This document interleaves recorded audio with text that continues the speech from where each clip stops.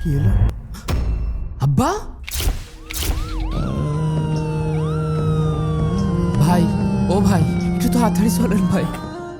ওনার sugar তো অনেক high. এখন থেকে উনি যতদিন বেঁচে থাকবে ততদিন ইনসুলিন আর এই ওষুধগুলো খাওয়াইতে হবে, তা না হলে ওনার কিডনি নষ্ট হয়ে যাবে। এই নেন, আর ওষুধগুলো দ্রুত কিনে নিন।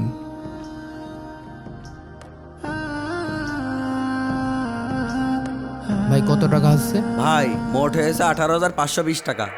ভাই আমার কাছে তো এত টাকা নেই, আমার কাছে মাত্র 1500 টাকা আছে। মাদ্রাসার বেতন পেলে বাদ বাকি টাকাটা দিয়ে যাবানে। এখন ওষুধটা নিয়ে যাই ভাই। না ভাই, হবে না নে ভাই, আগে নগদ টাকা নিয়ে আসেন, তারপরে ওষুধ নিয়ে যান। এখন আমি আব্বার ওষুধ কিনবো কি করে? মাতুবা সাহেব, আমার আব্বা খুব অসুস্থ, তার সুস্থ করতে 20,000 টাকা লাগবে। আমার কাছ থেকে যদি টাকা নাও, 20,000 টাকা নিতে হলে 5,000 টাকা লাভ দিতে হবে। পারবা? এখন আমি তো মাদ্রাসায় চাকরি করি, এখন 5,000 টাকা সুদে নিলে বিষয়টা কেমন হয়ে যাবে না নে?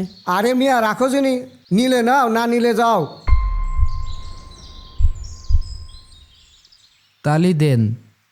আচ্ছা, এই নাও, মনে রেখো 5,000 টাকা লাভ দিতে হবে, ঠিক আছে। ভুলে যাও না। মনে রেখো 5,000 টাকা লাভ দিতে হবে। আকিব সাহেব,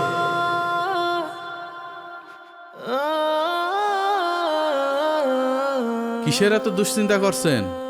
আব্বার ডায়াবেটিক্স ধরা পড়েছে, ইনসুলিন আর ওষুধের খরচ দিতে দিতে আমি আর পারছি না। গ্রামের এক মাতুব্বারের কাছ থেকে কিছু টাকা ধার করেছিলাম, খুব বিরক্ত করছে, কি যে করব কিছুই বুঝতে পারছি না। আরে মিয়া, সমাধান তো আপনার হাতের কাছে।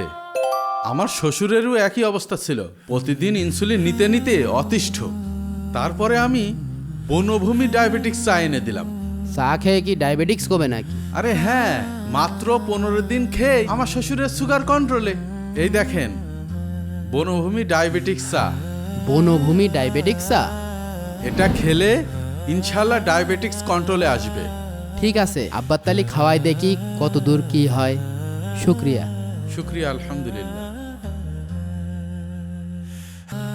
জানিস আকিব, এই বনভূমির চাটা খাওয়ার পরে শরীরটা খুব হালকা লাগছে, সুস্থ লাগছে, ডায়াবেটিসটাও নিয়ন্ত্রণে আছে। ইনসুলিন্সেরও ভয় নেই এখন, আর বারবার প্রসাব করতেও যেতে হয় না। তুই আমার বাঁচালি বাপ, তুই আমার বাঁচালি। আলহামদুলিল্লাহ।